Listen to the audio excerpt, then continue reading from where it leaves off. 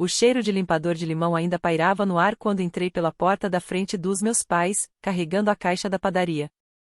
Mamãe estava na cozinha, ajeitando um pedestal de bolo comprado em brechó, enquanto o frango assado enchia a casa de 2 andares com seu calor pesado.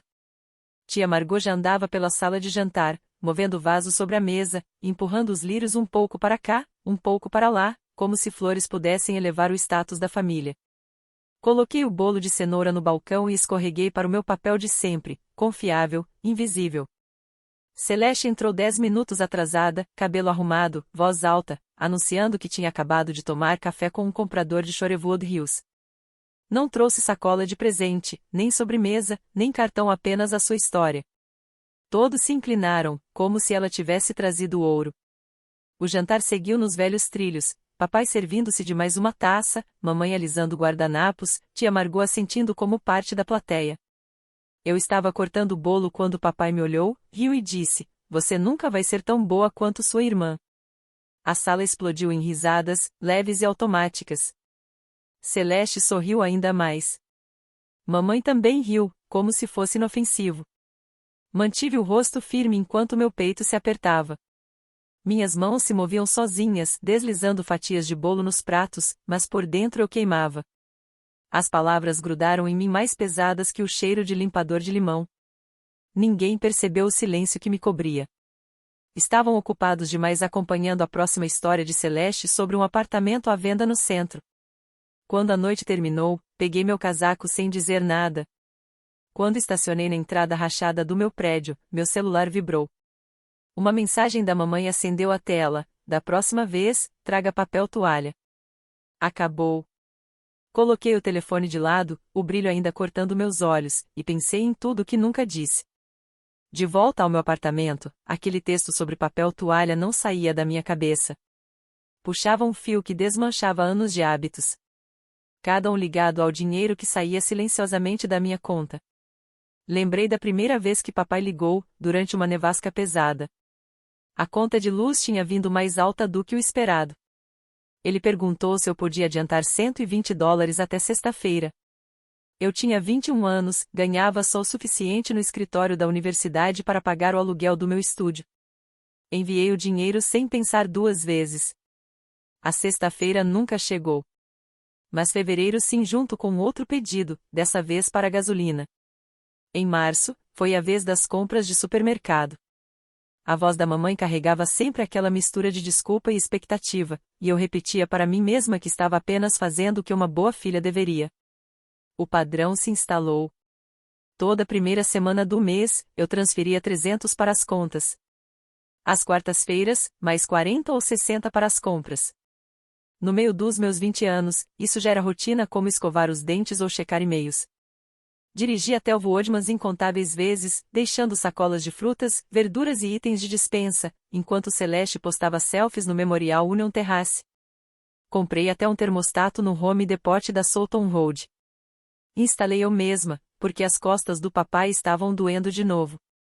Quando o aquecedor quebrou, foi meu cartão que pagou o depósito do encanador. Durante todo esse tempo, eu repetia para mim mesma que amor significava confiabilidade. Que ser a responsável era a minha identidade, mesmo que ninguém agradecesse. Celeste continuava sendo a estrela, a filha de ouro com um sorriso brilhante. Eu era o som de fundo, constante, mas esquecível. Numa noite, rolando o aplicativo do banco, comecei a salvar capturas de tela de cada transferência. No começo, sem querer. Depois, virou hábito. Pasta por pasta, mês após mês. Coletei provas de uma vida feita de transações silenciosas.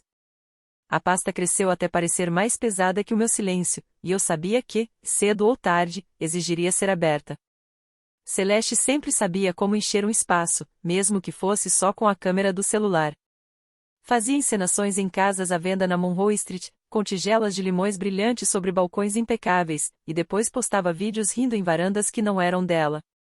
Em noites quentes, posava no Memorial Union Terrace, erguendo um copo plástico de cerveja com um lago se estendendo atrás. Cada postagem acumulava curtidas que pareciam confirmar tudo o que nossos pais já acreditavam. Nos encontros de família, as histórias dela viravam o centro da mesa. Mamãe dizia a quem quisesse ouvir que Celeste estava a caminho de se tornar a corretora número 1 do condado de Dane. Papai se gabava das habilidades dela em fazer contatos, de como conhecia as pessoas certas. Quando o assunto eram contas, eles reescreviam o passado com tanta naturalidade que quase soava verdadeiro. No dia de ação de graças em que o aquecedor quebrou, mamãe sorriu para tia Margot e disse: "Foi a Celeste quem fez as ligações que nos salvaram." Fiquei sentada ali, lembrando do depósito do encanador cobrado no meu cartão, o recibo ainda guardado na minha pasta. Enquanto isso, minha própria vida encolhia para abrir espaço para a deles. Eu deixava de sair para jantares com colegas de trabalho porque tinha feito mais uma transferência naquela tarde. Adiei uma consulta no dentista por 2 anos, sempre dizendo a mim mesma que reagendaria quando as coisas estivessem menos apertadas. Até a cadeira da minha mesa da cozinha balançava toda vez que eu me sentava um achado do Craigslist que nunca troquei porque sempre havia algo mais urgente para eles. Então veio o momento que mais doeu.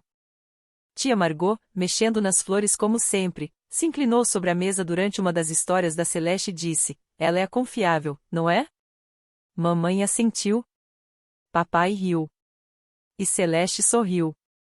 A palavra confiável era para minha filha que mantinha as luzes acesas e a geladeira cheia. Mas naquele instante, percebi que meu papel tinha sido roubado e pintado em cores mais brilhantes, enquanto eu permanecia em silêncio por tempo demais. Naquela noite, de volta ao meu apartamento, abri a pasta de capturas de tela e senti o peso me pressionando mais forte, como se me desafiasse a contar. O sono já era um estranho para mim. Quanto mais eu tentava fechar os olhos, mais as palavras daquele jantar ecoavam na minha cabeça. Por fim, desisti, peguei o celular e abri o aplicativo do banco.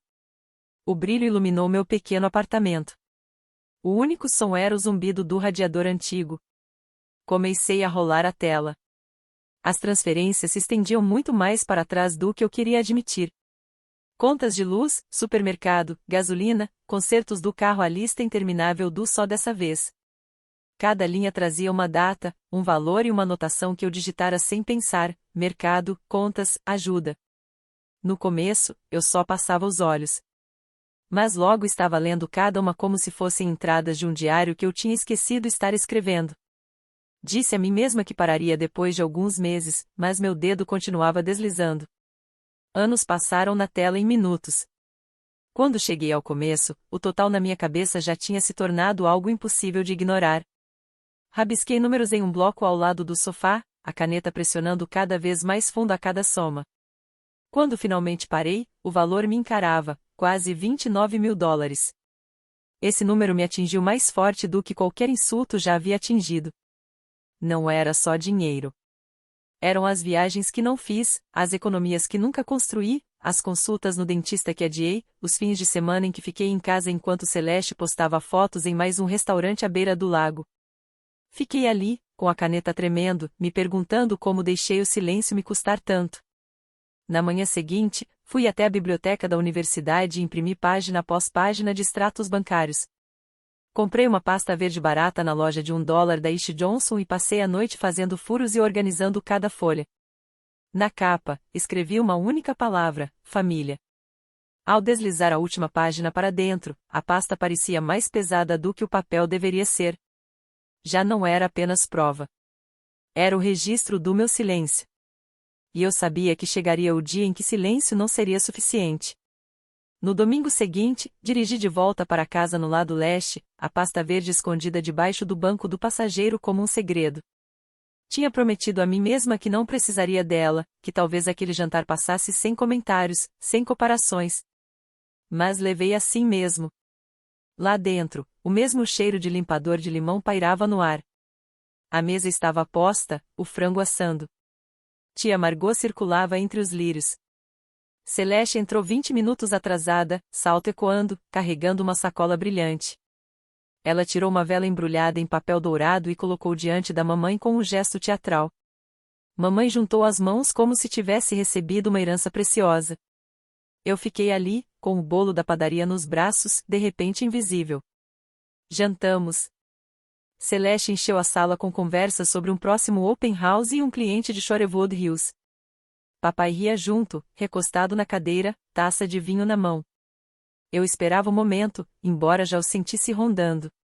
Ele veio depois da sobremesa, os pratos ainda mornos com farelos de bolo de cenoura.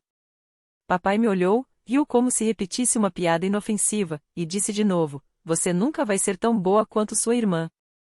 Tia Margot soltou uma risadinha, balançando a cabeça, e acrescentou: "A Celeste é aquela em quem sempre podemos confiar." As palavras pesaram mais dessa vez. Meu peito queimava, minhas mãos se fecharam em torno do garfo. Pensei na pasta dentro do carro, nos quase $29.000 escritos sobre o meu silêncio, e algo em mim se rompeu. Coloquei o garfo sobre a mesa e encarei diretamente o papai: "Então manda ela pagar todas as contas." Falei firme e claro. "Porque eu não vou mandar mais dinheiro." A sala ficou imóvel. Mamãe arfou, levando a mão ao peito. "Você ficou maluca?" Celeste piscou, depois sorriu de canto como se tivesse acabado de ganhar mais uma fala para brilhar. O rosto do papai se fechou, o riso sumiu, mas ele não disse nada.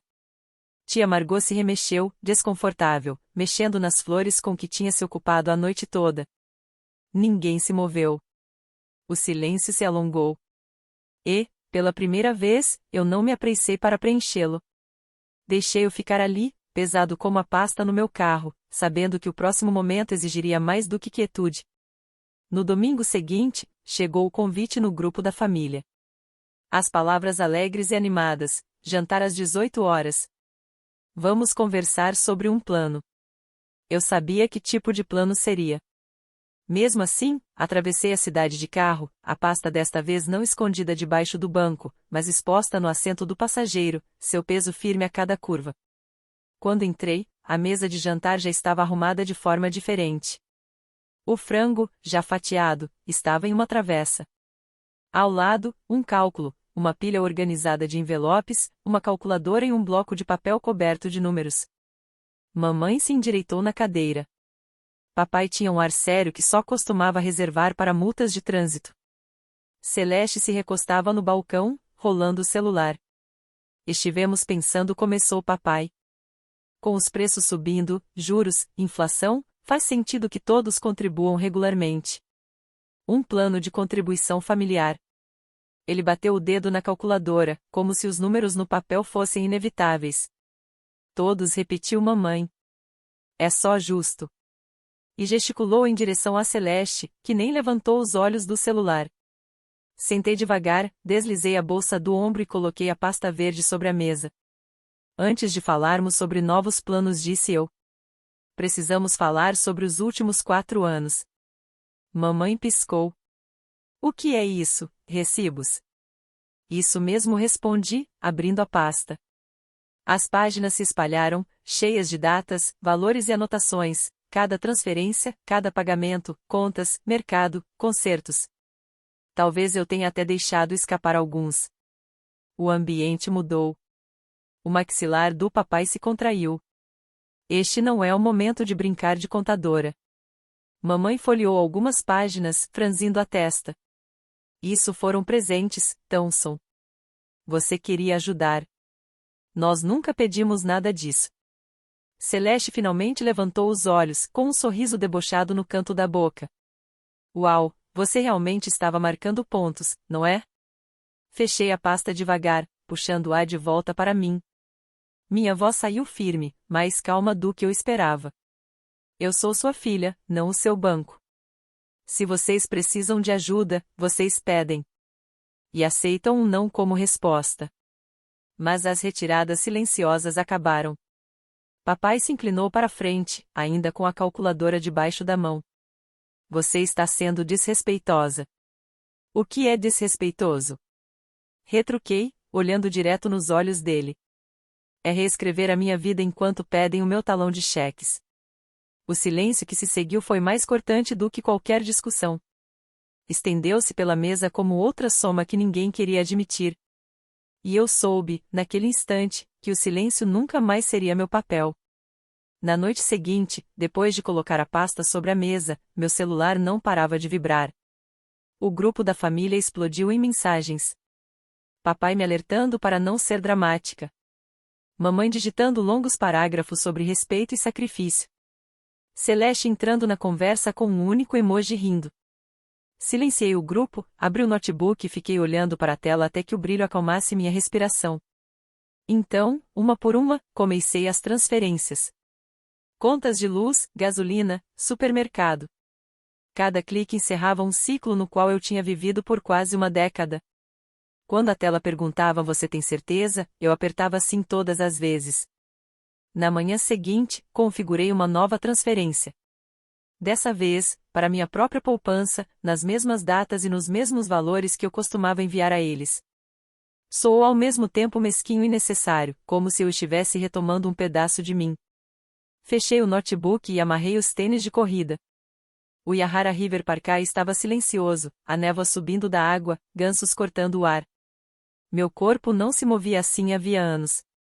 Contei cada respiração, cada passo, como se estivesse marcando algo novo. Ao meio-dia, tia Margot me convidou para um café com uma promessa. Não é uma emboscada, querida. Claro que era. Ela sorriu sobre a xícara, despejando falas ensaiadas sobre união familiar e pontes que não deveriam ser queimadas. Ouvi até que as palavras dela se misturaram ao tilintar das colheres. Então disse que ia embora. Preciso lembrar, clareza não é crueldade, pensei enquanto saía. Naquela noite, mamãe postou no Facebook: criar filhos é difícil quando eles esquecem de onde vieram. Amigos e vizinhos lotaram os comentários de simpatia. Não respondi. Em vez disso, fui à cooperativa na Willy Street, comprei frutas vermelhas, salmão e uma marca de iogurte que eu sempre deixava de lado por parecer supérflua. Alívio e luto se entrelaçaram enquanto eu desfazia as sacolas. Estava mais leve, mas também mais só. Ainda assim, quando me deitei naquela noite, meu corpo relaxou de um jeito que não acontecia havia anos. O sono chegou sem cálculos, e eu soube que algo tinha mudado de vez. As primeiras rachaduras apareceram online. Celeste postou uma foto de seus tênis novos com a legenda Self-Made. O horizonte de Madison, ao fundo, surgia borrado. Fiquei olhando aquela imagem por muito tempo, lembrando dos meses em que paguei o aluguel dela sob o rótulo de emergência. Logo depois, papai mandou uma mensagem. Nós somos uma unidade, Townsend. Todos fazem a sua parte. Em seguida, mamãe escreveu um longo texto sugerindo um recomeço. Vamos apenas concordar com um número, talvez 300 por mês. Assim não há confusão. Acrescentou um emoji sorridente no final, como se isso suavizasse o pedido. Na mesma semana, uma carta chegou ao meu apartamento, endereçada aos meus pais, mas redirecionada para mim porque meu endereço ainda constava em algum documento antigo. Um aviso de cobrança, $312 em atraso. Segurei o papel nas mãos, sentindo aquele velho impulso de hábito me puxar. Por um instante, imaginei abrir o aplicativo do banco, cobrir a dívida antes que estragasse o crédito deles. Mas, em vez disso, escaneei o documento, digitei um novo e-mail e encaminhei para os dois com o assunto. Essa conta é de vocês, não minha. Sem explicação, sem parágrafo, só a verdade. No jantar seguinte, Celeste evitou meu olhar a princípio. Por um segundo, achei que ela pudesse dizer qualquer coisa que admitisse que sabia a verdade do que eu tinha carregado.